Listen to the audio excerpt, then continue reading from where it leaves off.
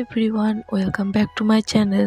তো সরস্বতী পুজো মেকআপের জন্য খুবই একটা সিম্পল মেকআপ লুক তোমাদের সঙ্গে শেয়ার করতে চলেছি।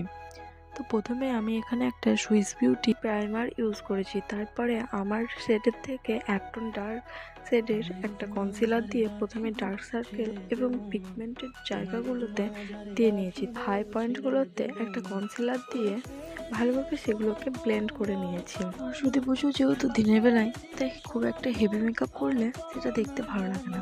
এরকম একটা সিম্পল এবং সাটেল লুক করলে খুবই ভালো লাগে। চ্যানেলে যারা যারা নতুন আছো তারা সবাই সাবস্ক্রাইব করে রাখো আমার চ্যানেলটা, এবং ভিডিওটা ভালো লাগলে একটা লাইক অবশ্যই দিও। তো এখানে আমি আমার আইব্রোটা হালকা করে একটু ড্র করে নিয়েছি। তারপর হালকা করে ব্লাশ দিয়ে সেটাকে ভালোভাবে ব্লেন্ড করে নিয়েছি এবং মেকআপটাকে সেট করার জন্য একটা কম্প্যাক্ট ইউজ করেছি।